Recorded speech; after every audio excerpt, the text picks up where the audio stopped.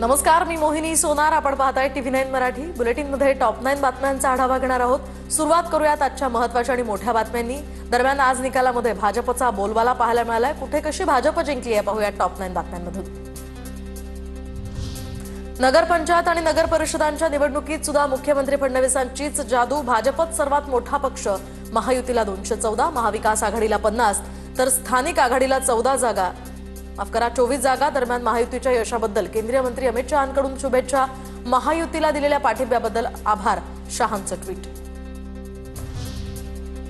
राज्यातील 75% नगराध्यक्ष महायुतीचे, तर आमचे रेकॉर्ड ब्रेक नगरसेवक निवडून आले आहेत.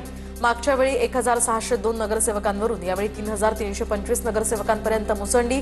48% नगरसेवक एकट्या भाजपचे निवडून आले आहेत. भाजपच्या दमदार कामगिरीची फडणवीसांनी दिली माहिती. राज्यातील जनतेचे आभार मानतो. भाजपच राज्यातील नगरपालिका निवडणुकीतील नंबर 1 चा पक्ष ठरला. 3000पेक्षा जास्त नगरसेवक भाजपचे विजयी झाले. इतिहासात पहिल्यांदाच असा विजय. विजयानंतर मुख्यमंत्री फडणवीसांची प्रतिक्रिया. तर नगरपालिका निवडणुकांपेक्षा चांगली कामगिरी भाजपची महानगरपालिकेच्या निवडणुकीमध्ये होणार. मुख्यमंत्री फडणवीसांकडून विश्वास व्यक्त. आम्ही सकारात्मक प्रचार केल्याचंही वक्तव्य. निवडणुकांमधील विजयानंतर शिंदेंकडून पेढा भरवत आनंदोत्सव साजरा. शिवसेनेचा स्ट्राईक रेट चांगला. पालिका निवडणुकीत सुद्धा शिवसेनेला असंच यश मिळणार. शिंदेंनी व्यक्त केला विश्वास. चंद्रपुरात वडेट्टीवारांचा जल्लोष. विदर्भात भाजपची पिछेहाट. चंद्रपुरात काँग्रेसला मिळालेलं यश हे रेकॉर्ड ब्रेक. वडेट्टीवारांची निकालानंतर प्रतिक्रिया.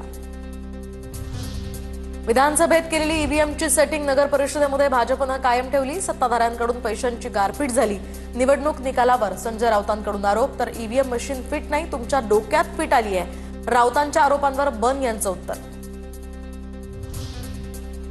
चंद्रपूरमध्ये 7 नगरपालिकांमध्ये काँग्रेसनं उधळला विजयाचा गुलाल. तर मुनगंटीवारांचं वर्चस्व असलेल्या बल्लारपूर आणि मूल नगर परिषदेमध्ये भाजपचा पराभव.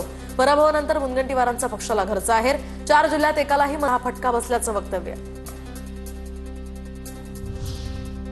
तर नगरपंचायत नगर परिषदेमध्ये आम्ही 2 नंबरचा पक्ष. शिंदेंचं नेतृत्व सर्व मान्य हे पुन्हा सिद्ध.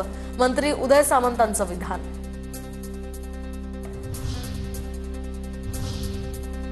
तर या निकालानंतर अनेकांनी प्रतिक्रिया दिलेल्या आहेत. कुणी काय म्हटलंय पाहूयात टॉप 9 घडामोडींमधून. मुंबई महापालिकेवर विकासाचा झेंडा फडकवायचा आहे. आपल्याला कुणीही हरवू शकत नाही. नवी मुंबईतील मेळाव्यात एकनाथ शिंदेंचं वक्तव्य. जिल्हा कुणाच्या पाठीशी आहे बघा. नगर परिषदांच्या निकालानंतर अजित पवारांची पहिली प्रतिक्रिया. पुण्यामध्ये 14 पैकी 9 जागांवर राष्ट्रवादीचा विजय. महाविकास आघाडीमध्ये काँग्रेस नंबर 1. ठाकरेंचं सर्वात खराब प्रदर्शन. काँग्रेस 31, ठाकरेंची सेना 9 आणि पवारांच्या राष्ट्रवादीची 10 जागांवर आघाडी.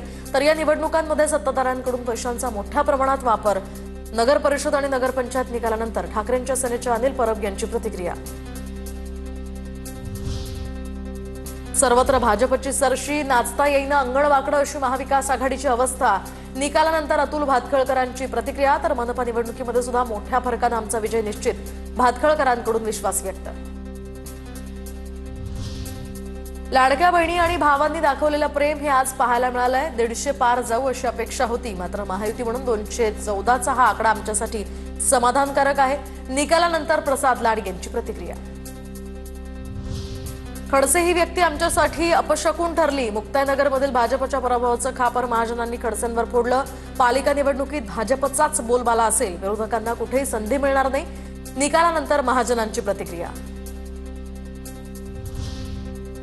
परळीला बदनाम करणाऱ्या लोकांना जनतेनं धडा शिकवला. परळी नगर परिषदेतील सरशेनंतर आता धनंजय मुंडेंची प्रतिक्रिया. तर खासदार परळीमध्ये तळ ठोकून राहिले तरी परळीतील जनतेला काही फरक पडत नाही. बजरंग सोनवणेंना मुंडेंचा टोला. नगर परिषद निवडणुकीच्या विजयानंतर मंत्री पंकजा मुंडेंची धनंजय मुंडे यांनी घेतली गळाभेट. 15 वर्षांनंतर दोघांनी पहिल्यांदा लढवली नगर परिषदेची निवडणूक.